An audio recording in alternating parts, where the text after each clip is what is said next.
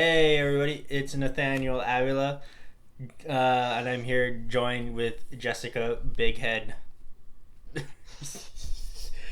with a very zoomed in camera. Um, Is this better? it's better, yeah.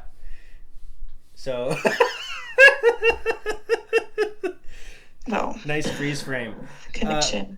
Okay, so what do we what do we do? What do we talk about? What do we do? Well, we are a true crime podcast where we talk about various crimes committed by bad people. Yes, like right now. I just punched myself. I just committed assault on myself. Oh So gosh, now you gotta go to jail. now I gotta go to jail. I'm pressing charges on myself, and I'm seeking damages of me. So I better pay up. Okay. So what crime are we talking about today? What are you talking about? Today we are talking about the infamous Fyre Festival, which was supposed to be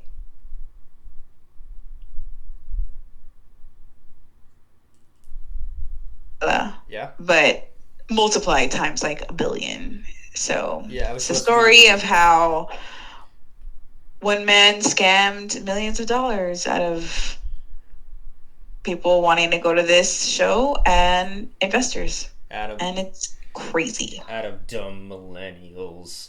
How I Mhm. loathe them. Mhm. Oh, how dare they want to have equal pay? I bought my own house when I was 30. What do you mean? $5,000. What do you mean the cost for a house is 50,000 now? Doesn't Oh my matter. God, the cost of houses nowadays. I don't know Don't how even much get it me is. I don't started. even know how much it was. That was just a random number I just guessed. 50,000 would be like a nice down payment. A down payment on a house. Yes. What is it like in the Yes. hundreds of thousands? Your dad's an accountant. Talk to him. Okay. So, what's going on? So what's the deal? It's supposed to be like the next Coachella, the next Lollapalooza, the next Burning Man. I had tickets for Fyre Festival 2020, You did and not. I did. I bought it. I bought it for $1 You're million. you're such you're so full of that poo poo, Why? Because of man. the milk? Yeah, it's No, the milk. it Look wasn't at the the milk. look at the milk is doing to you. No, it's not. Okay, tell you the story of, excuse me, of, You see what I uh, mean? Point shut has up, been made. shut up, tell me about, what? That's so funny. Okay. Tell me about You're Fyre dark. Festival. Tell me All right, about so fire, let's get started. spelling This fire this with a crazy Y, story. calling It's me a got a lot dork. of hoops and stuff.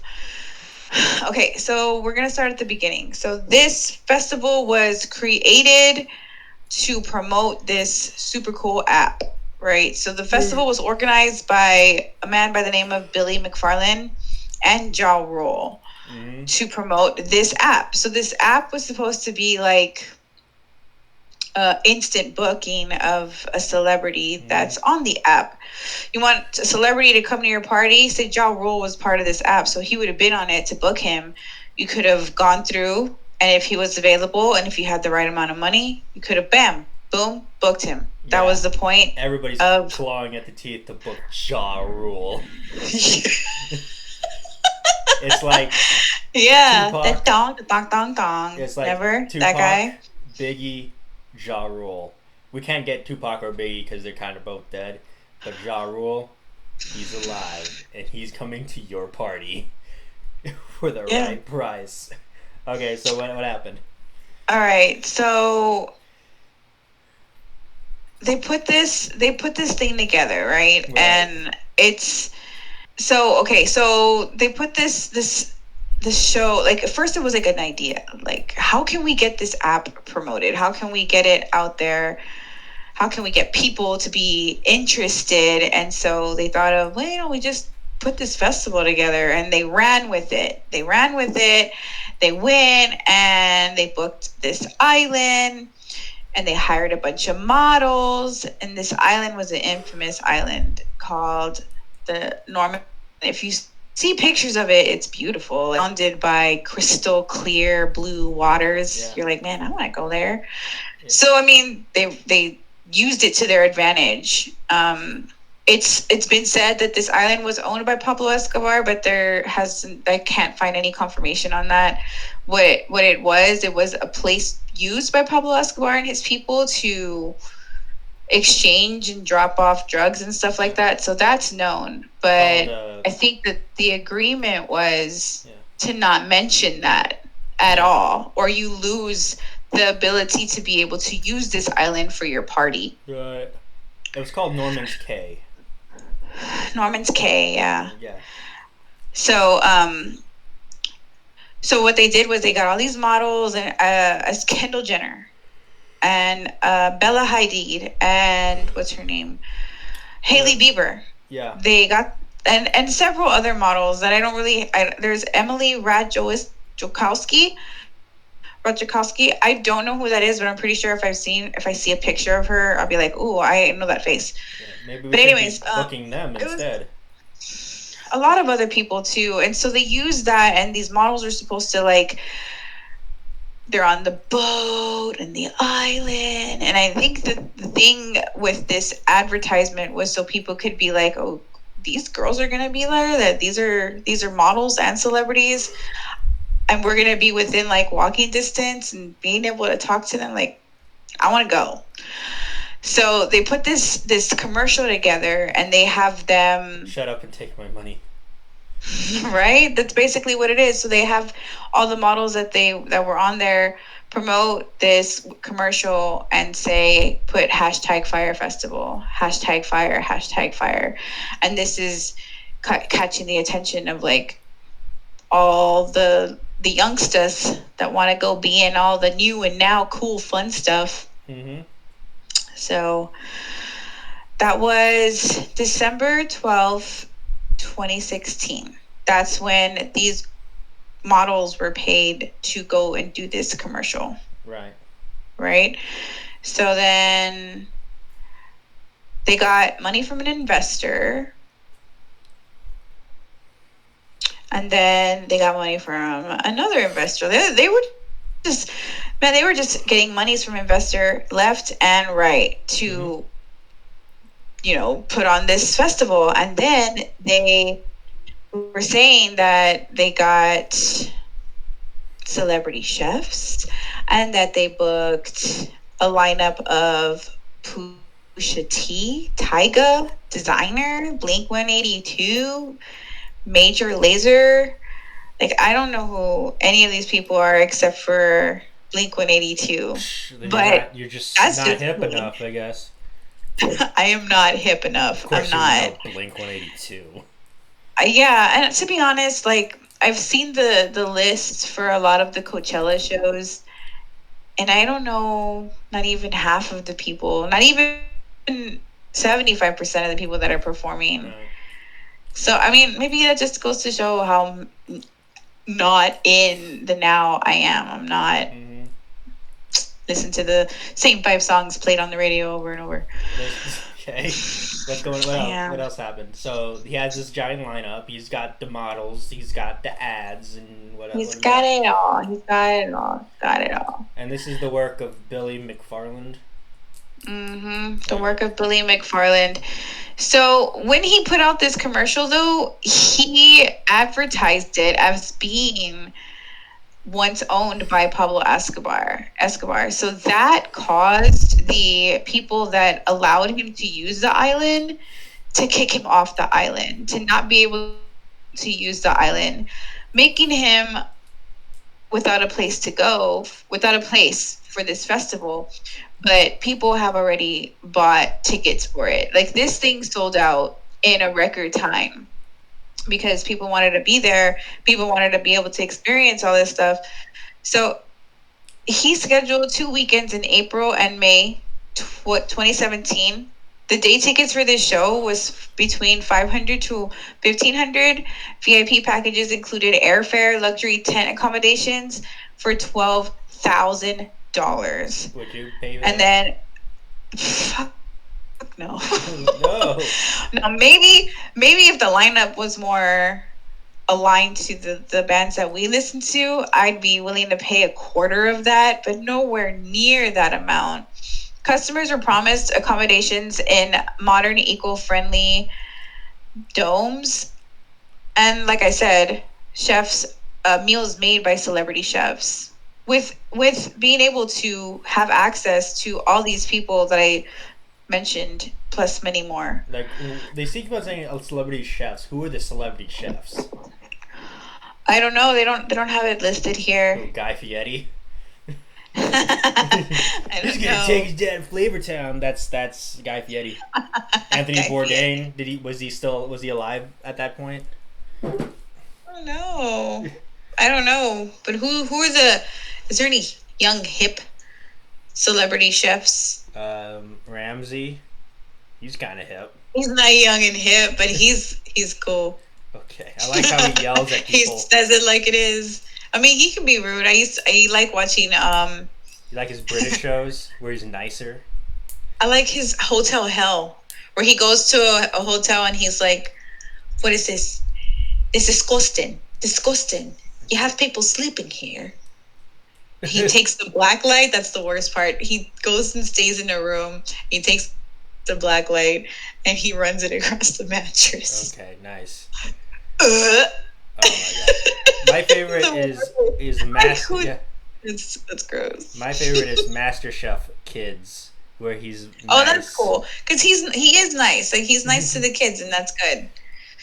Yeah, he's not gonna just like say, "You're the worst chef in the world" to me. No. Get out of my face.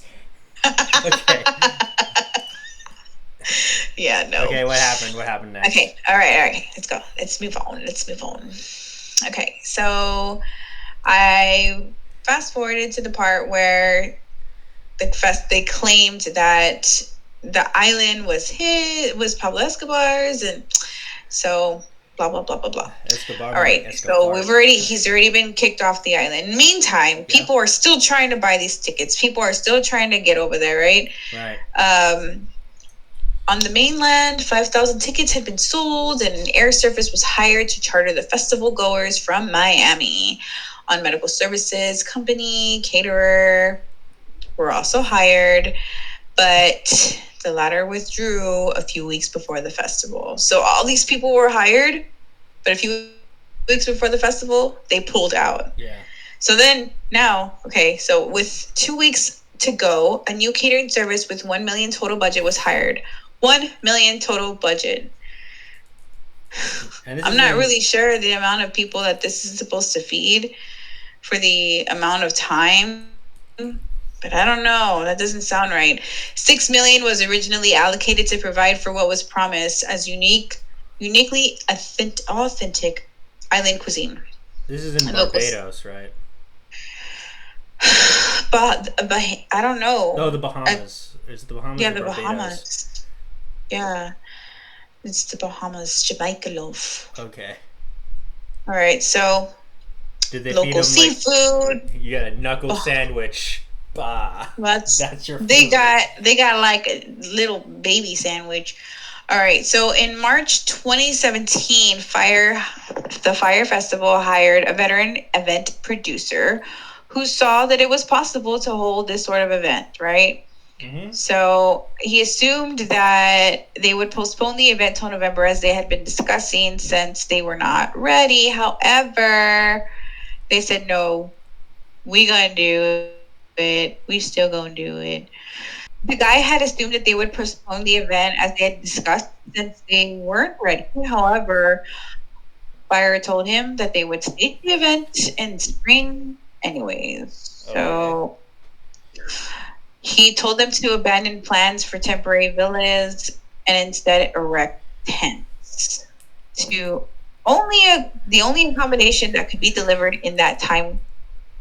So, like, it's the only thing that he could think of that would work within the small amount of time that they had. It was tense. So he advised them to make this clear to those who had already bought tickets, as otherwise it would be damaging to their brand. And he says the company assured them that an email would be prepared, but he was not sure if it was sent.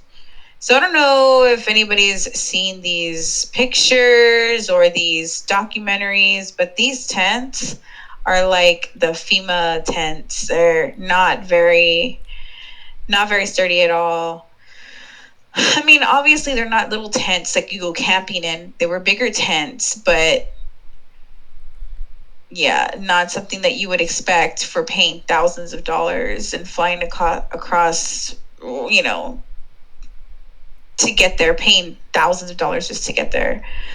But anywho, Comcast Ventures considered investing $25 million in the Fyre app, which McFarlane apparently hoped would allow him to finance the festival, but declined days beforehand. Reportedly, McFarlane had valued Fyre Media at $90 million, but was unable to prove sufficient proof of that when Comcast requested it.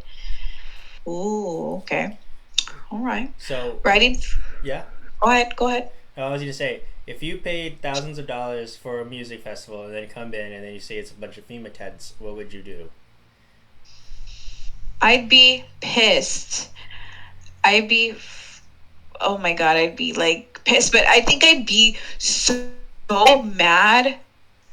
I'd like angry cry. I don't know if you know what I mean, but like I get to that point where I get so pissed off that there's nothing I can do about it. So you just cry because you're so fucking mad. Okay. You know what I mean? Do you know what I mean? Yeah, can you show us your angry cry face? Nah. Okay. I guess I ain't gonna do that. I ain't gonna go there now. Okay. Nathaniel. What are you talking about? Okay, continue. What happened?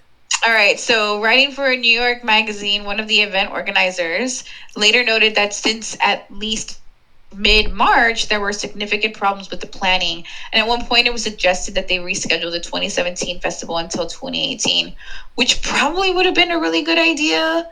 But I'm guessing that this guy was like spending the money as it flowed in based on how crappy it was going already. Probably, yeah. Like he saw it as his own personal piggy bank. Jeez, it's like a time bomb, though. Right? Okay. So these plans were revoked at the last minute with the decision to go on with the event as planned. Let's just do it and be legends, man. One of the organizers is reported to have said. Later that month, Page 6 began reporting rumors that the festival organizers were too disorganized and in over their heads. I'd say that's pretty accurate. Okay. Mm-hmm. After the Comcast deal fell through, McFarlane obtained some temporary financing to Fyre through investor Ezra. Birnbaum that required the company to repay at least $500,000 of the loan within 16 days. Ooh. So how was he going to come up with that money in 16 days? Easy not. In order to raise quick cash for the event within under 2 weeks to go before the inaugural event, Fyre informed ticket holders that the event would now be cashless and cardless and encouraged attendees to put up thousands of dollars in advance for a digital Fyre band, which looks similar to, I don't want to say a smartwatch, but like those Fitbits. Yeah. The smaller ones. And this would be your, basically like your money. Right. Scan your little band and there's your money. So, and they encourage attendees to put up thousands of dollars in advance for these bands to cover the purchase of the festival. Purchases at the festival, like drinks, food, whatever else. Jeez, how expensive are they supposed to be? So according to the lawsuit, each attendee would be issued an RFID equipped smartwatch-like ID to use during the festival. This was despite warnings that such digital bracelets could be useless unless they could be useless because of poor Wi-Fi connection on the site. Oh, Oh, that's right. They're so in the if middle there of. was poor Wi-Fi, I mean, they're out there in the freaking middle of the ocean, Yeah. and if they have poor Wi-Fi or no Wi-Fi, how can they use these bands? I think he just wanted to get the money. Right, exactly. So he signed it. He signed the email suggested that attendees upload $300 to $500 per day that they plan to attend. Damn. What do they? So What does he not expect only from did these money? people pay between $500 and $1,500 up to $12,000 to be there, now they're being told, in order for you to be able to eat here, drink here, buy whatever you want here, you're going to have to upload money to these bands now. Okay. So about 2 million was uploaded to these bracelets, and 40% of which, according to the lawsuit, later filled by Birnbaum, was used by McFarland to pay off the short-term loan. Damn. See, he's spending it as he's getting it. Yeah, that's what he's doing. That's crazy. Earlier in the morning, okay, so the festival events and attendee experiences. So this, now we're getting into what's starting to happen as these people are starting to arrive. So I think they glazed over the part where, so he gets kicked off of the island, right? He gets kicked off of the island, and now they're scattered. They're trying to figure out, like, what are we going to do? What are we going to do? So they start looking for a place that looks just like the island, which is in Jamaica, like a corner of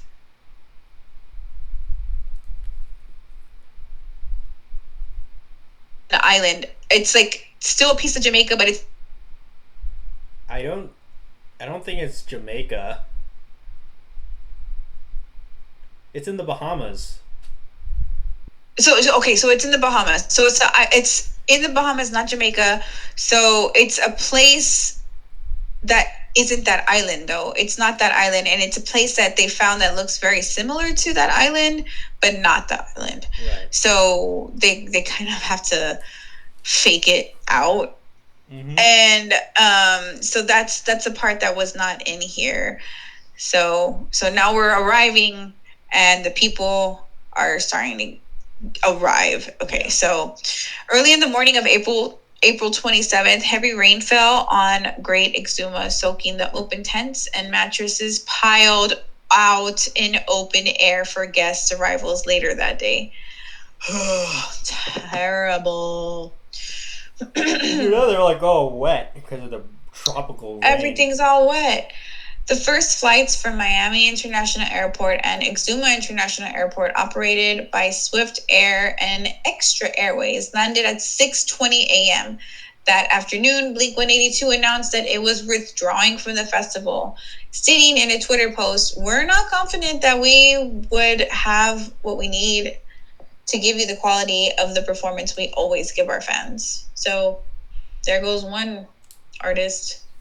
And I think other artists had begun pulling out before this. But so initial arrivals were brought to an impromptu beach party at a beachside restaurant where they were piled with alcohol and kept awaiting for around 6 hours while frantic preparations at the festival site continued. McFarland had hired hundreds of local Bohemian workers to help build the site. Meanwhile, organizers had to renegotiate the guarantees they offered to the people who would be playing at the festival as costs spiraled out of control. Eesh. Later, arrivals were bought directly to the grounds by school bus. So I think the school bus part would have pissed me off. But then getting there... Yeah. Oh... What if you saw?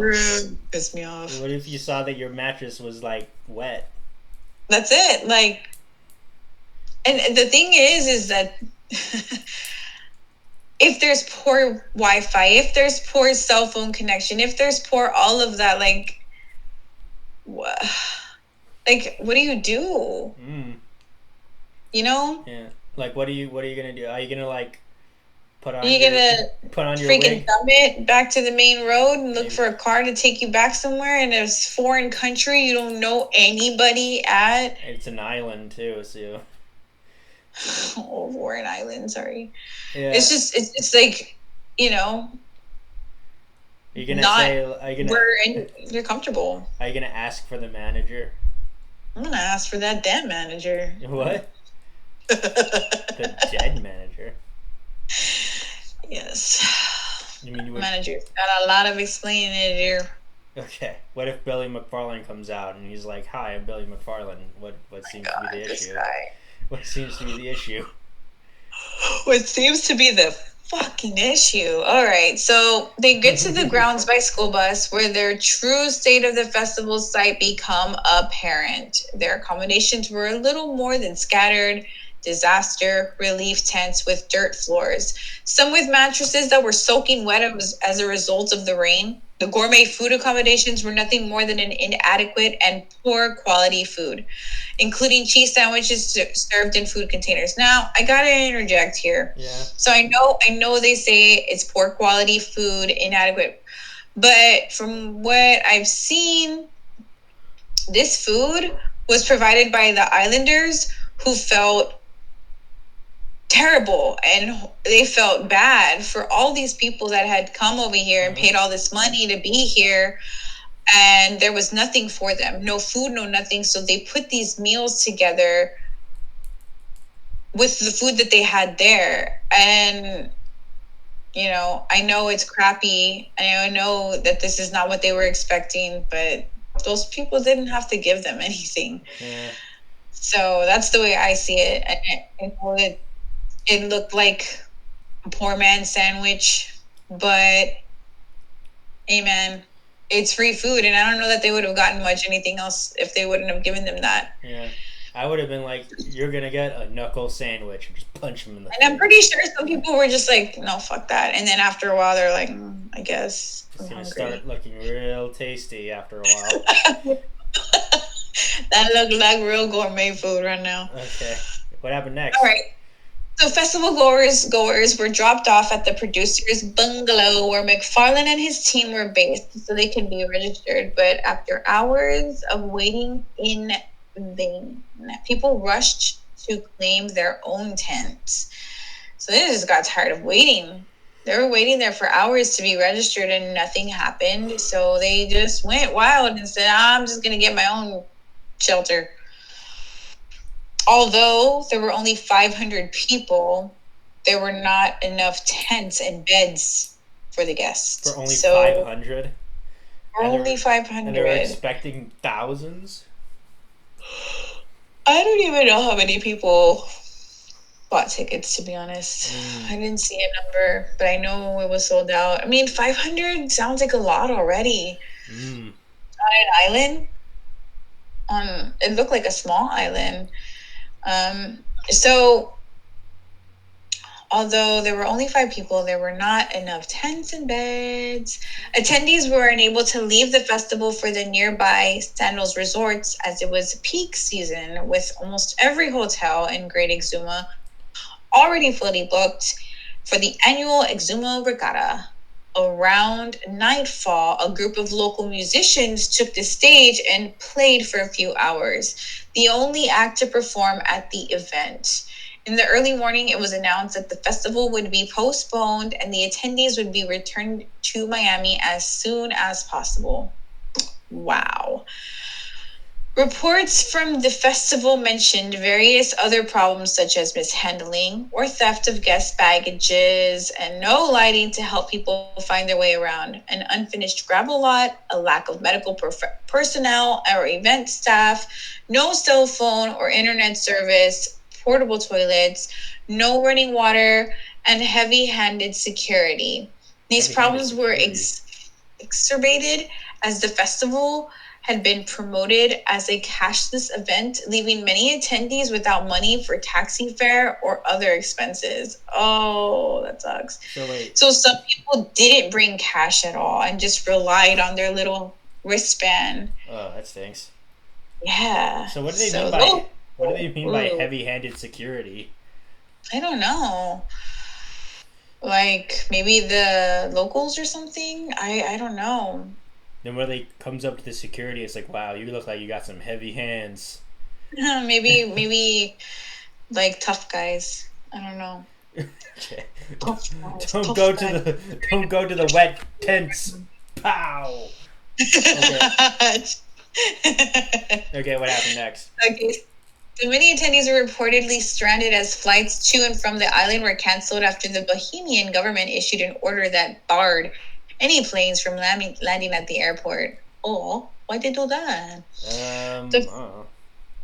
right? Why? The Because they first need. I don't what? know. Why? I guess they didn't want anybody to come in, like more people to come in. I guess. I mean, that's 500 people on an island with nowhere to go. And then all their hotels and everything else seem to be pretty booked up. Yeah, because they Sounds got. like a fair, We need our boat races. right? We literally have no space for anybody else. Seal the island off. Yep. Nobody else can come in. Exactly. What I don't know. happened We're next? just assuming. We don't know. Allegedly. Okay. But we don't know. Okay, what happened next? So the first flight back to Miami boarded at 1:30 a.m. on April 28th, but was delayed for hours due to issues with the flight manifest. And it was canceled after sunrise, and passengers were locked in the Exuma Airport terminal with no access to food or water or air conditioning. A passenger recalled that at least one person passed out from the heat and had to be hospitalized. The flight eventually left Exuma that morning, and more charter flights to Miami departed from Exuma throughout the day.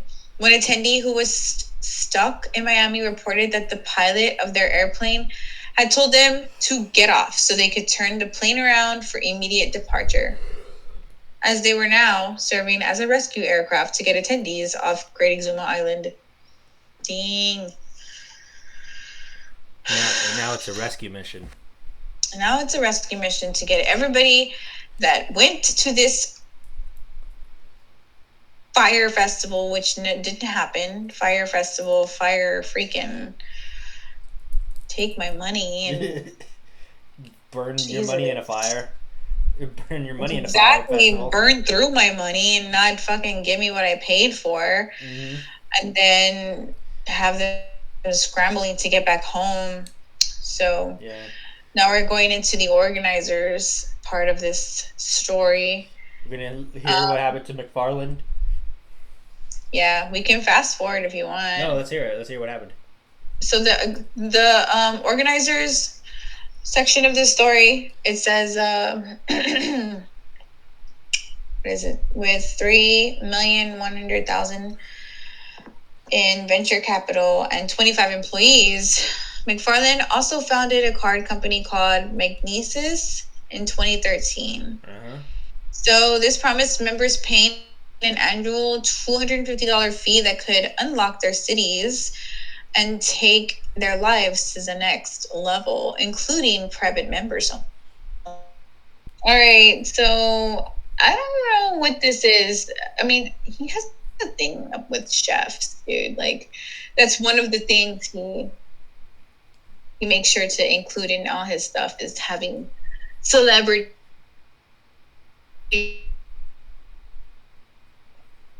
Yeah, having celebrity chefs. Yeah, celebrity chefs, notable chefs.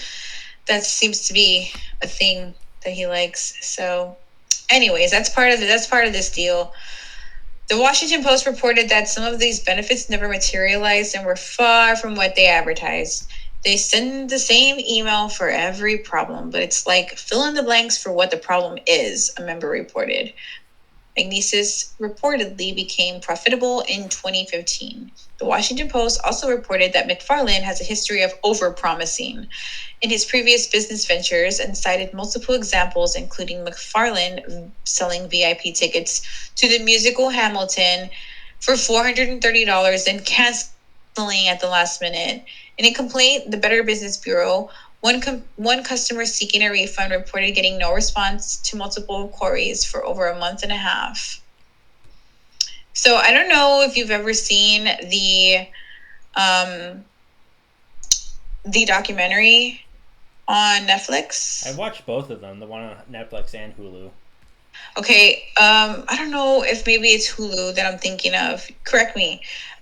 Towards the end of the movie or documentary, he's already starting up another scam, and this is what he's doing is promising people VIP tickets to these crazy cool shows, which he has no access to the VIP stuff.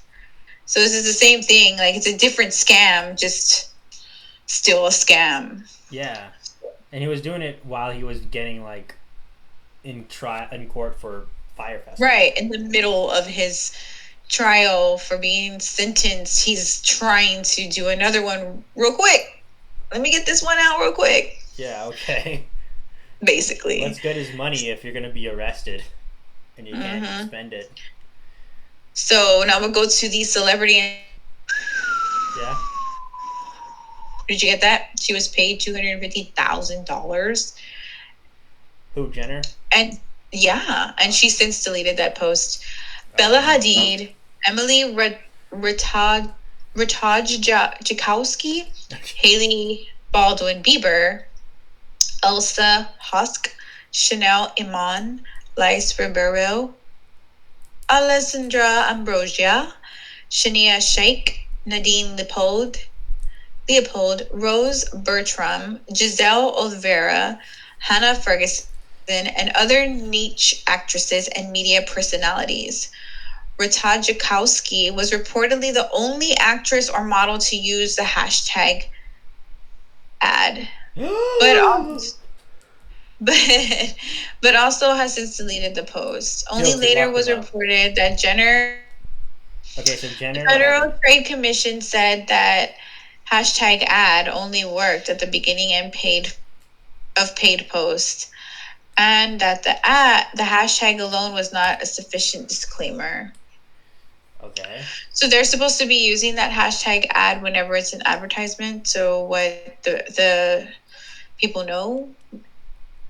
I didn't know that. Yeah, that's what you got to do. I didn't know that. You got to disclose that you're selling them something. Okay. Hadid has acknowledged and apologized for participating in the promotion, and Baldwin Bieber revealed that she donated her entire payment to charity after seeing the aftermath of the event. It's the Bieber Foundation. That's the charity. Maybe. Or their churches. They go to church. Yeah. That's true. F. Jerry. You're not going to say the actual name? Fuck Jerry and Jerry Media. Yeah. We're partially responsible for promotions and social media marketing, and we're possibly responsible for the documentary on Netflix that neglected to acknowledge their involvement and participation in the event of marketing. So I guess they saw this as a way of trying to make their money back, I guess. Mm-hmm. Because I know that if they're promoting it. I know that the Hulu one really made light of them, not the Netflix one. Oh, okay. Well, that makes sense. All right, so the aftermath. Ja Rule posted a note on Twitter that said, "It was not a scam, and this is not my fault." Fyre Festival posted a statement on their website. Fyre Festival set out to provide a once-in-a-lifetime musical experience on the islands of the Exuma. Yeah. All right, due to circumstances out of our control, the physical infrastructures was not in place on time and were unable to fulfill on that vision safely and enjoyably for our guests. At this time, we are working tirelessly to get flights scheduled and to get everyone off of the Great Exuma and home safely as quickly as we can. We ask that guests currently on the island do not make their own arrangements to get to the airport, as we are coordinating those plans. We are working to place everyone on complimentary charters back to Miami today. This process has commenced, and the safety and comfort of our guests is our top priority. The festival is being postponed until we can further assess if and when we are able to create the high quality experience we envisioned. We ask for everyone's patience and cooperation during this difficult time as we work quickly and safely as we can to remedy this unforeseeable situation. We will continue to provide regular updates via email to our guests and via our official social media channels as they become available. That doesn't sound genuine. Nope. Okay, what happened next? All right. So many news organizations compared the chaos to William Golding's novel Lord of the Flies and Susan Collins' novel The Hunger Games. May the odds be ever in your favor. That didn't really catch on as I thought it was going to. I love The Hunger Games. Okay. Would you The win? Bahamas. Are you gonna win the? Would you win the Hunger Games? Oh no, I die. Why? Because you're such a big target. Oh. I die. Ooh. The Bahamas Ministry of Tourism apologized on behalf of the nation and denied having any responsibility for how the events unfolded. I mean, yeah, I don't. Based on everything that I've seen and read, this is all Billy McFarland's fault. Billy Like he misused these funds 100%. Yeah. And I mean, I'm not sure how much truth is in Ja Rule's saying that he didn't really know what was going on. I mean, I'm guessing he didn't. I don't know. I don't know. I don't know if he was informed at the rate the money was coming in as going out as fast as it was coming in. Uh-huh. So I was saying Right. I was saying that I just don't think that Ja Rule was 100% clueless, but I think he wasn't aware how bad the situation was until it was too late. Hmm. So you don't? I don't think he realized how fast the money was leaving. Like it was coming in and going as fast as it was coming in. That's just my personal opinion. So you think he was a victim too? I think he was kind of a victim.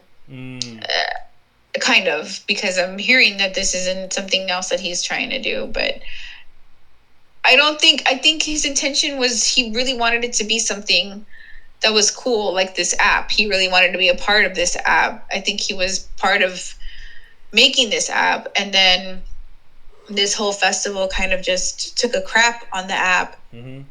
And I mean, you don't even realize that it's about an app when you're first talking about it. You're just talking about a festival that screwed over hundreds of people. Right. I mean, there are better ways to promote an app than throwing a music festival. True, but it would have been an easy way for them to be able to be like, hey, look at that app, look at this celebrity, we booked that celebrity with this app, we booked that celebrity with this app, you know. So people could see it in their face, like, oh shit, this really could happen. I could have a party and book a celebrity with just clicking a button. Right. Well, celebrity, quote unquote. Yeah, a BCD celebrity. Z celebrity. Guy comes in, he's like, I was an extra on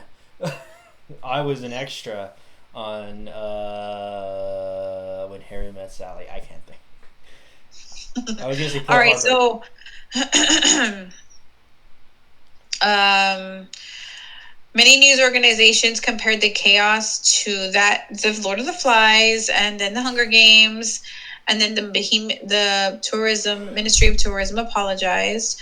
The workers who constructed the site and the restaurant that provided meals for the festival staff were never paid. Oh, that stinks. See, those people that provided those sandwiches and all that, they never got paid for any of that. Leading the restaurant owner appealing for assistance on the crowdfunding platform. So that was all food from the restaurant that they gave these people, and nobody paid for it. Fyre Festival announced that it would offer all attendees a choice between a full refund of VIP tickets to the following year's festival, which was proposed but never happened. I would be like, give me those VIP tickets for next year. I want VIP tickets to every aboard. fucking show that you're telling me that you're gonna get people in. Really, that's what you're gonna do? Let's do it. Hamilton? Did you see? He said he had VIP passes for Hamilton. He would probably. I thought the offer was only Fyre Festival stuff. I'm just saying. I just want everything. You just want everything? Give me tickets to all your events for the next year to make up for this. Okay. Then maybe I won't blast you. Anyways, the best thing I can do is you come over to my house and then I dance for you for your pleasure. How's that? Does that work? No. Because the thing is, I don't have the tickets that you want. It's just as good. I can be Hamilton. I can do that. Okay. Hamilton. So now we're going to move on to Hamilton. Is that how the song goes? I've never seen it. You tell me. You watch that movie all the time. Okay, what happened next? All right. So as a result, so this is not going to be the lawsuit section. Okay. So as a result of the festival, McFarlane and Ja Rule are subject of a $100 million lawsuit in the state of California. Okay, so they were subject of a $100 million lawsuit in the state of California. Right. Ja Rule was later dismissed from the lawsuit by a judge in 2019. Right. It was filed on behalf of the plaintiff, Daniel Jung, by entertainment lawyer Mark Geragos, who is seeking class action status for the lawsuit of more than 150 plaintiffs. That's a lot of plaintiffs. Per the filing.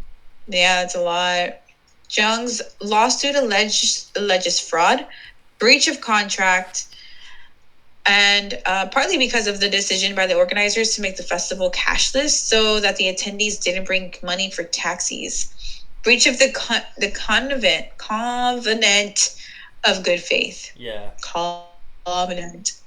Partly due to an inadequate catering, and the attendees were locked in the airport, and negligent misinterpretation. Yeah, I'd say that's pretty much what happened. Right. Ben Maisels of the Gregos firm pledged to hold all of who's recklessly and blindly promoted the festival accountable, which was interpreted as being directed at Jenner, Hadid, and other social media influences. Garagos lawyer stated that Fyre Festival sent cease and desist letters to whistleblowers. Well, that's not good. Nope, that's not good at all. A second class action lawsuit against Fyre Media, McFarlane, Ja Rule, and the event promoters identified as DUS 1-100 was filed in Los Angeles by personal injury lawyer John Girardi. Sorry about the name chop. On behalf of 3 attendees. The plaintiff alleges that they deceived patrons into attending the festival by paying more than 400 social media personalities and celebrities to promote it. The parties are accused of breach of contract, negligent misinterpretation, and fraud. However, the lawsuit was later dismissed. A Bloomberg reporter filed an FOIA request and the FTC regarding their Instagram knowledge after the second class action lawsuit. Uh-huh. So a third lawsuit was filed in New York Federal Court against Ja Rule, McFarlane, Fyre Media, and Chief Marketing Officer Grant Margolin. Plaintiffs Matthew Herlihy and Anthony Lowell accused the festival organizers of false representations, material omissions, negligence, fraud, and violations of consumer protection statuses. Upon the arrival of guests, the island of Great Exuma for the first weekend, the island was lacking basic amenities, was covered in dirt. The guests had to sleep in tents with wet blankets, the stoop claims. There was no communal showers or bathrooms as promised. Instead, there were porta potties. that were knocked down and only 3 showers, although there were hundreds of people arriving. However, this lawsuit was also dismissed in November of 2019, with the judge granted plaintiffs limited leave to replead with respect to particular allegations against Ja Rule. Now, I don't know what the hell that means. If you know what that means, I explain, because I don't know what that means. That doesn't make any sense to me. I think he means you can't sue Ja Rule because he's a celebrity. No. You don't think that's what that means? I think that they just are to remove him from the thing. Okay. But I don't know. I could be wrong, because I just said I don't know what that means. On May 4th, another lawsuit was filed by National Event Services, which provided What? That's so funny. Oh man, you're funny. You're funny. I don't know if you realize you're funny. I didn't say anything funny. Okay, not all the time. What do you mean not all the time? All the time. Especially when I'm giving my spicy movie commentary. Those are the funniest. No, I just like your dance moves. Your Hamilton. What?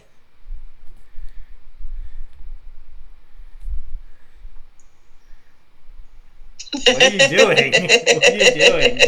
What was that? I was mimicking your dance moves. Okay. That's some good dancing. Man, this is gonna be all chopped up, man. Don't worry, we'll handle it. Okay. What's going on? So what happened with the lawsuits? So, all right. So the medical services company said that they suffered $250,000 in damages, alleging breach of contract, fraud, and negligence by the organizers. The suit alleged that Fyre failed and refused to buy cancellation insurance and failed to secure a contract with a medical evacuation helicopter or plane. Okay. NES employees reported that the local medical clinic was closed and the accommodation was uninhabitable, with bug infestation, blood-stained mattresses, and no air conditioning. That doesn't sound very fun. Blood-stained mattresses? What? What did she say? No, okay, sleeping on wet mattresses with wet blankets that are bug infested and blood stained with no air conditioner. Blood stained? Who was bleeding on the mattresses? Also in May, festival attendee Andrew Petrollo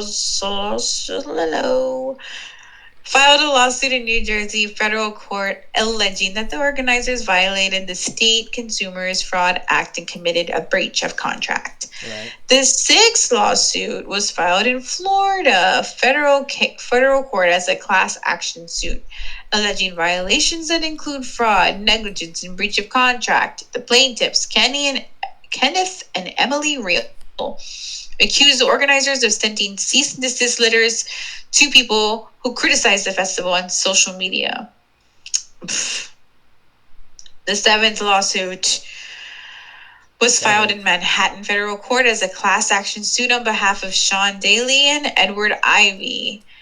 In addition to the infractions mentioned in other lawsuits, the suit alleges unjust enrichment and violation of New York State business law, claiming that the organizers continued to offer VIP upgrades and opportunities to deposit money into the Fyre Band payment system after the Fyre Festival had been canceled. Wow. So this is saying that they were still trying to get people to pay into the VIP upgrades even after they canceled it.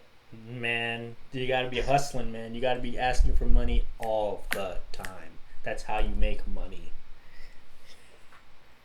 Okay, an eighth lawsuit was filed in Suffolk County Superior Court in Boston. Come over here and get your car keys. That's how they talk? They always ask for about car keys in Boston? The company is alleging that the festival organizers and financial backers committed breach of contract and fraudulently deceived table lists and ticket purchasers.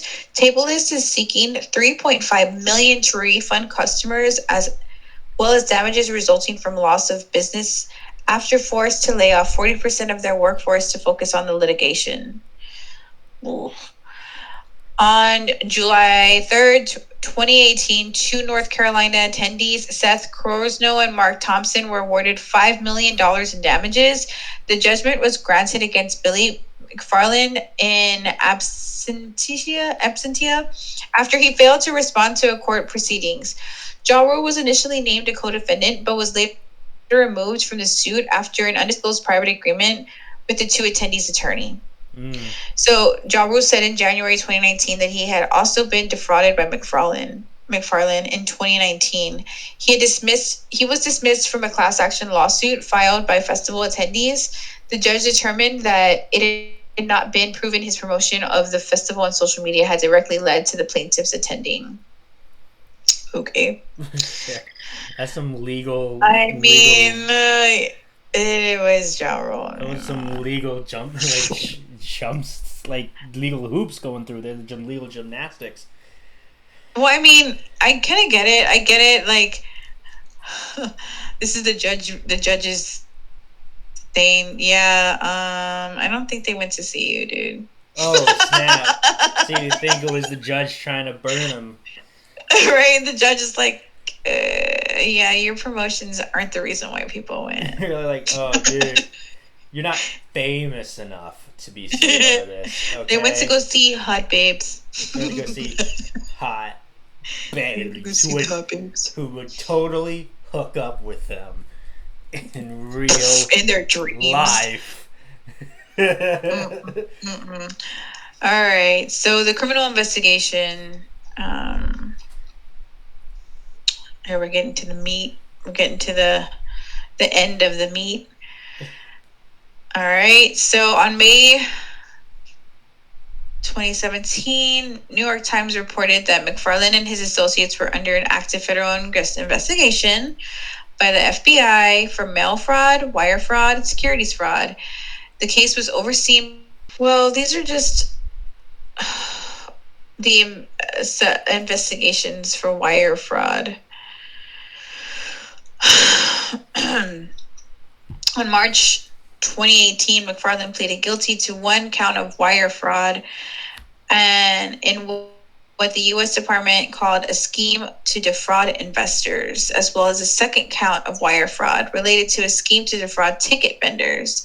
Okay. In October 2018, McFarland was sentenced to 6 years in prison and ordered to forfeit $26 million. That's a lot of dollars. Okay, yeah. He was ordered to forfeit $26 million. So he was sentenced to 6 years in prison. Yeah.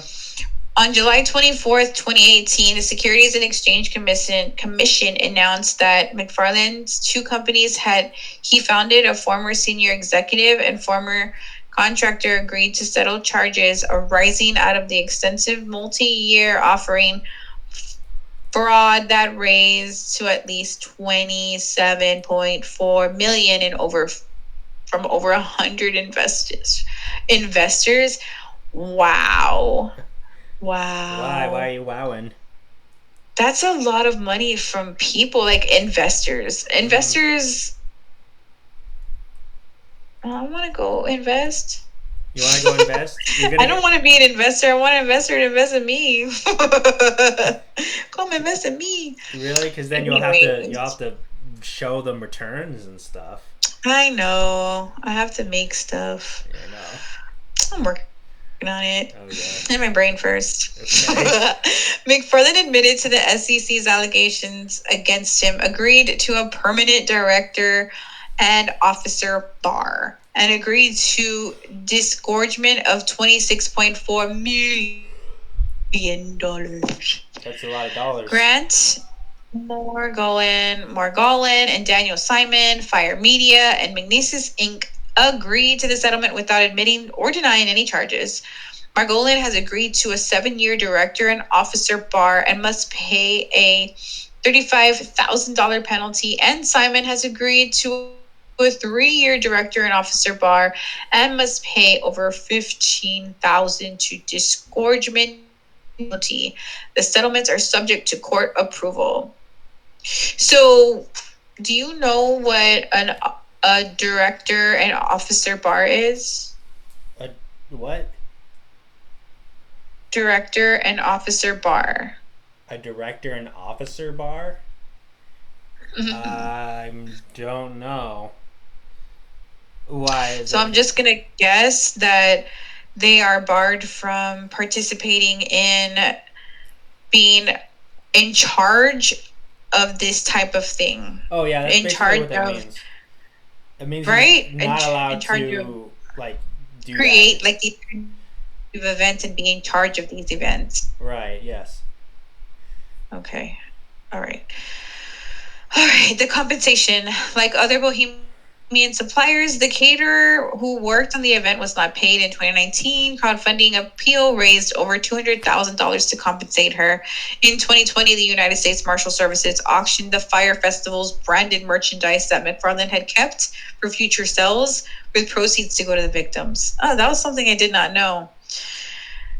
Wow. I wonder how much they got for that. Probably a gajillion dollars.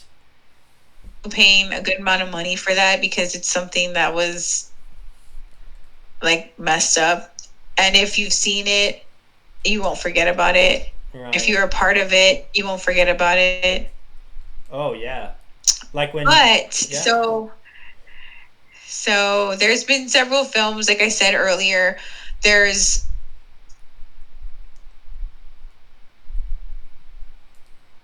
and I think there's another one on Hulu. Yeah. There's another one on Hulu called Fyre, or maybe it's the other way around. Fyre directed and was released on Netflix.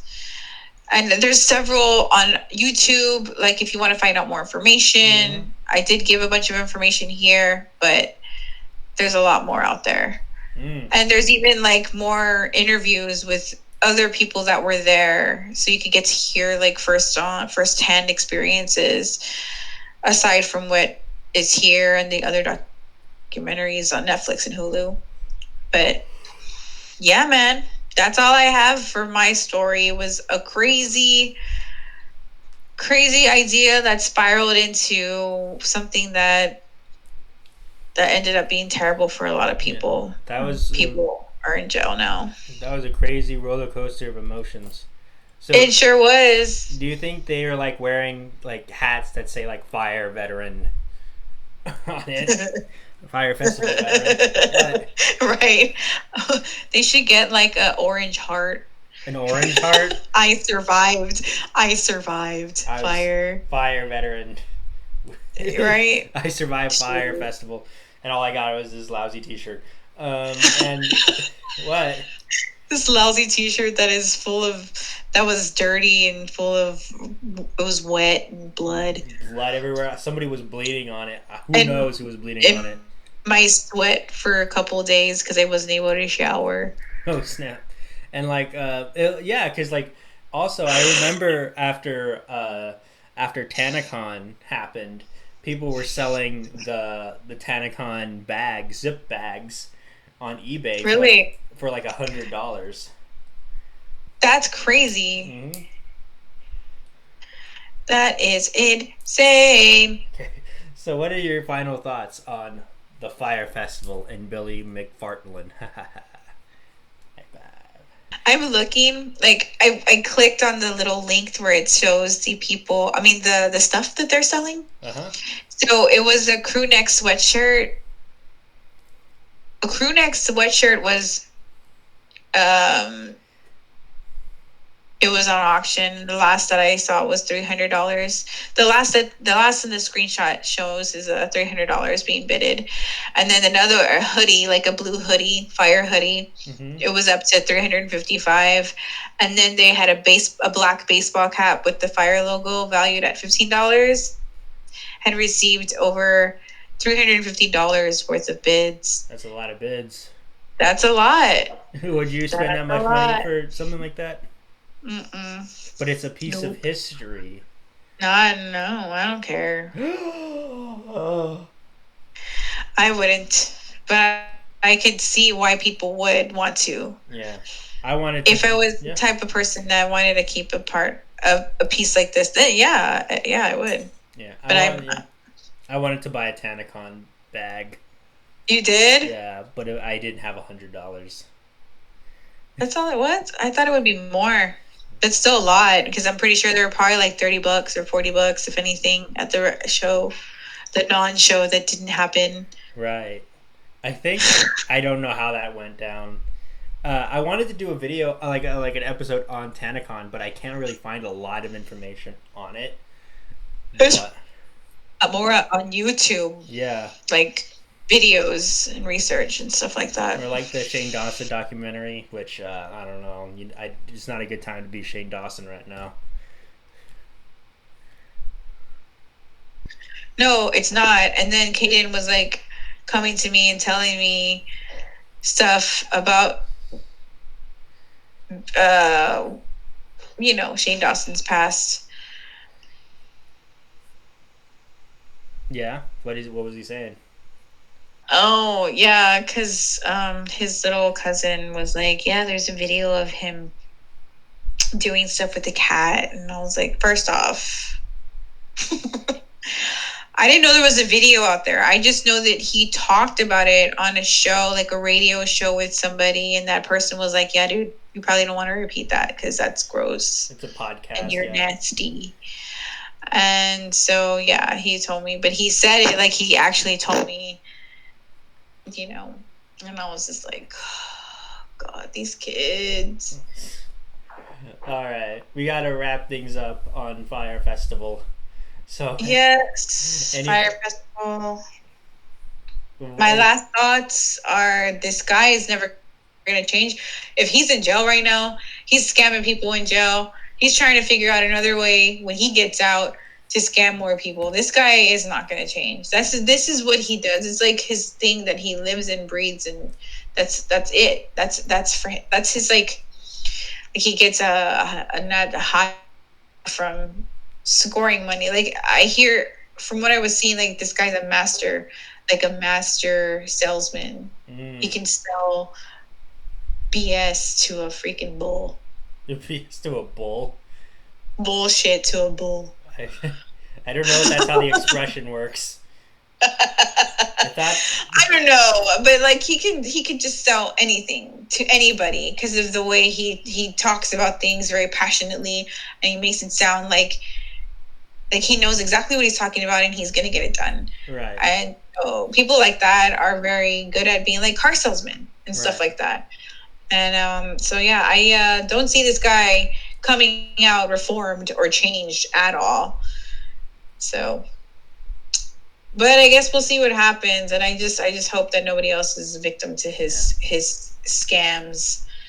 It sucks for these people, though. Yeah, the expression is "sell water to a fish." That's what the expression is. Well, it can be plenty of things, but I just used the bull and bullshit. Okay. So yeah, he's gone. He's out of. He's in jail. But you think like as soon as he's out of jail, he's gonna start scamming people again? I think he is. I think he will. Wow. That's my opinion. I don't think people like him can change. You don't think a leopard can change his spots in this case? I just feel like maybe he'll be okay for a little bit, but once he gets that itch scratched, he'll go fall right back into it. So, yep, that's because he can easily make money by just telling people just random things, and they'll believe him, and he just made hundreds of dollars from spitting out bullshit. But anyway, so yep, that wraps it up. That's Fyre Festival for you. Come next year, Fyre Festival 2021. Can't wait. No. No.